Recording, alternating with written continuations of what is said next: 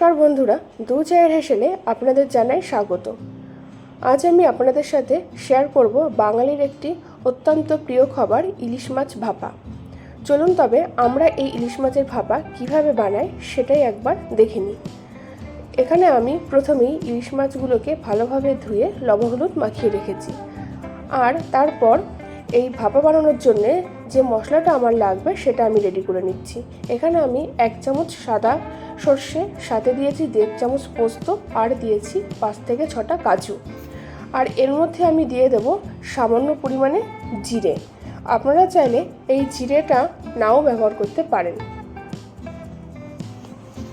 জিরে দিয়ে ভালো করে সব কিছুর সাথে একবার মিশিয়ে নিয়ে এটা কিন্তু আমি মিক্সারে একটু খুব ভালো মিহি পেস্ট বানিয়ে নেব।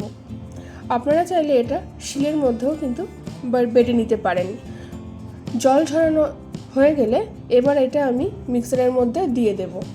দিয়ে এর মধ্যে দিয়ে দেব কয়েকটা কাঁচা লঙ্কা, দেব সামান্য লবণ, আর দেব সামান্য হলুদ গুঁড়ো।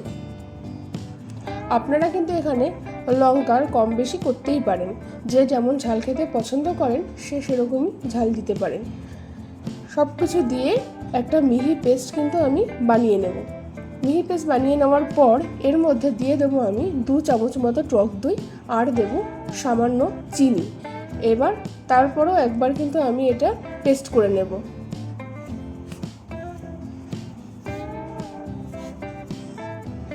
ভালোভাবে পেস্ট করে নেওয়ার পর আমি যে পাত্রে ভাপাটা বসাবো সেই পাত্রে মাছগুলো নিয়ে নিচ্ছি। আপনারা চাইলে এখানে কিন্তু স্টিলের টিফিন বক্স ব্যবহার করতে পারেন, সেক্ষেত্রে কিন্তু খুব সুবিধে হয়। এবার যে মিক্সারটা আমি করে রেখেছিলাম সেটাই মাছের উপরে ঢেলে দিলাম।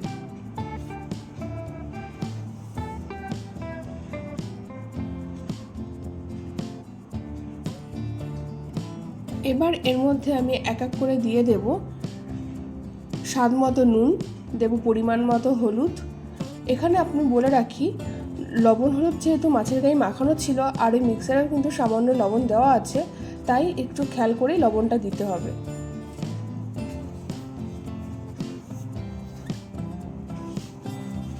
এখানে আমি পরিমাণ মতো লবণ দিয়ে দিলাম। এবার দিয়ে দেব হলুদ গুঁড়ো, আর দেব লাল লঙ্কার গুঁড়ো। আপনারা চাইলে লাল লঙ্কার গুঁড়োটা কিন্তু নাও দিতে পারেন।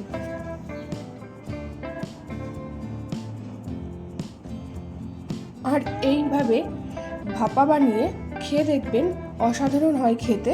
আর এরকমভাবে বানিয়ে খাওয়ার পর আমাদের অবশ্যই কমেন্ট করে জানাবেন এই রেসিপিটা আপনাদের কেমন লাগলো। আর এই ইলিশ মাছ ভাপা বানানোর জন্যে সর্ষের তেল কিন্তু দিতেই হবে, সেক্ষেত্রে একটু বেশি পরিমাণে তেল দিতে হয়।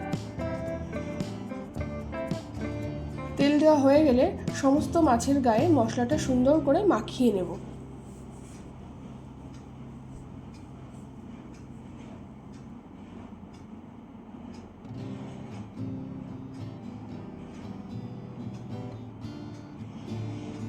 এইভাবে মাখিয়ে 10 থেকে 15 মিনিট আমি রেখে দিয়েছিলাম।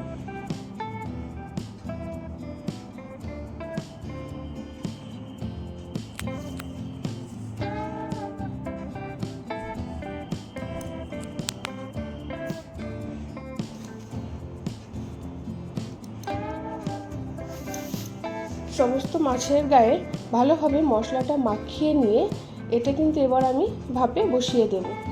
তাহলে কিন্তু তৈরি হয়ে যাবে ইলিশ মাছের ভাপা। এবার এর উপর দিয়ে কয়েকটা কাঁচা লঙ্কা চিড়ে আমি দিয়ে দেব।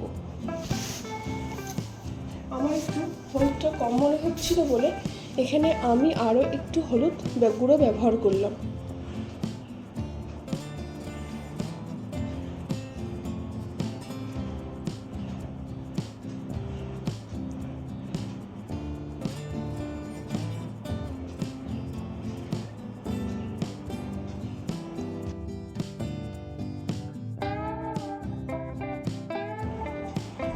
আর একটু লবণও এখানে কিন্তু আমি দিয়ে দিলাম।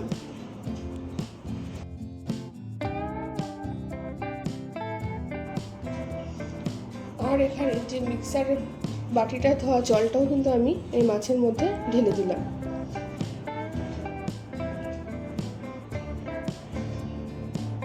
আর উপর থেকে দিয়ে দিলাম আরও একটু সামান্য সরষের তেল। আর দিয়ে দেব কয়েকটা কাঁচা লঙ্কাকে এখানে এইভাবে মাঝখান থেকে কেটে কেটে। এটা কিন্তু স্টিলের বক্সের মধ্যে দিয়ে যদি ঢাকনা দিয়ে ঢেকে বসানো যায় সেক্ষেত্রেও কিন্তু খুব ভালো হয়। অন্যদিকে আমি একটি কড়াই নিয়ে নিয়েছি আর তার মধ্যে বেশ কিছুটা জল গরম হওয়ার জন্য বসিয়ে দিয়েছিলাম। জলটা প্রায় গরম হয়ে গেছে। এবার এই পাত্রটা ধরে আমি ওই জলের উপরে বসিয়ে দেব আর উপর দিয়ে একটা ঢাকনা দিয়ে কিন্তু আমি ঢেকে রাখবো। লো টু মিডিয়ামে রেখেই কিন্তু আমি এই রান্নাটা করে নেব।